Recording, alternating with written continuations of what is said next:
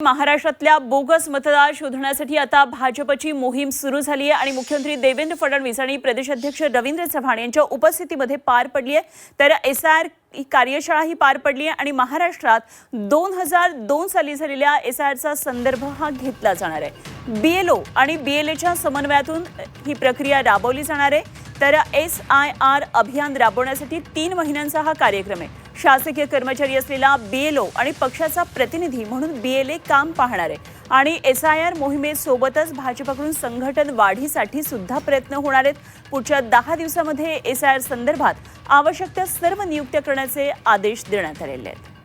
आणि या संदर्भात आणखी सविस्तर तपशील जाणून घेऊया। आमचे प्रतिनिधी ओम देशमुख सध्या आपल्याबरोबर जोडले जात आहेत। ओम, महाराष्ट्रातल्या बोगस मतदार शोधण्यासाठी आता भाजपची ही मोहीम सुरू झालेली आहे आणि एक कार्यशाळा सुद्धा या संदर्भातली पार पडली असल्याचं कळतंय। काय काय नेमके या संदर्भातले तपशील आहे? अनुपमा, खरं तर महाराष्ट्रातले जे अनधिकृत आणि बेकायदेशीर पद्धतीनं मतदार नोंदणी करण्यात आली होती त्या सगळ्या मतदारांच्या विरोधामध्ये भाजपकडनं आता बोगस मतदार शोधण्याची मोहीम सुरू करण्यात आली आहे। मुख्यमंत्री देवेंद्र फडणवीस आणि प्रदेशाध्यक्षांच्या उपस्थितीत काल संध्याकाळी एक कार्यशाळा खरं तर पार पडली आहे आणि एकंदर एक पूर्ण 3 महिन्यांचा कार्यक्रम भाजपच्या निवडक पदाधिकाऱ्यांना, ज्यांची नेमणूक खरं तर या सगळ्या कामासाठी करण्यात आली आहे, त्यांना एक महत्वपूर्ण कार्यक्रम देण्यात आलाय। एका पीपीटीच्या माध्यमातून खरं तर ही सगळी प्रक्रिया पदाधिकाऱ्यांना समजून सांगण्यात आली आहे। महत्वाचे मुद्दे आहेत खरं तर 2 महत्वाच्या नेमणुका या संदर्भात भाजपकडनं करण्यात आल्यात।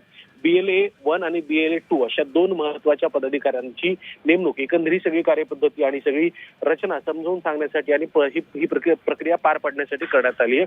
दुसरा महत्वाचा मुद्दा म्हणजे शासकीय कर्मचाऱ्यांच्या सोबत अलाइन करून खरं तर ही सगळी प्रक्रिया जी आहे ती महाराष्ट्रात राबवण्यात खरं तर भाजपकडनं त्या पद्धतीची आखणी करण्यात आली आहे। तिसरा महत्वाचा मुद्दा म्हणजे बीएलए 1 कडे एक वेगळी जबाबदारी असेल, बीएलए 2 कडे वेगळी जबाबदारी असेल आणि कोऑर्डिनेशनच्या माध्यमातून सरकारचे जे प्रतिनिधी आहेत, ज्यांना बीएलओ म्हटलं जातं, त्या बीएलओ सोबत, निवडणूक अधिकाऱ्यांसोबत एकंदर ही सगळी प्रक्रिया कशा पद्धतीने राबवली जाईल या संदर्भात काही महत्वाच्या सूचना करण्यात आल्यात। या दृष्टिकोनातून पुढील 10 दिवसांमध्ये महत्वाच्या घडामोडी घडतील आणि ज्यासोबतच आपण पाहतोय की 5 राज्यांच्या निवडणुका असतील किंवा त्यासोबतच महाराष्ट्रातल्या ज्या काही स्थानिक स्वराज्य संस्थांच्या उर्वरित निवडणुका असतील, या सगळ्या घडामोडींच्या पार्श्वभूमीवर बोगस मतदार विरोधात सुरू झालेली ही मोहीम निश्चितच खूप महत्वाची ठरते। त्यामुळे एक महत्वाचा मुद्दा खरं तर 2002 साली झालेल्या शेवटच्या एसआयआरचा संदर्भ या सगळ्या निवडणुकीच्या प्रक्रियेमध्ये आणि एकंदर एसआयआरच्या प्रक्रियेमध्ये राबवला जाणार आहे। त्यामुळे बोगस मतदारांविरोधात भाजपकडनं ही आखण्यात आलेली मोहीम अनेक अर्थांनी महत्वाची ठरते। ठीक, ओम, धन्यवाद दिलेल्या या सगळ्या सविस्तर तपशिलांसाठी। ओम देशमुख आमचे प्रतिनिधी आपल्याबरोबर होते।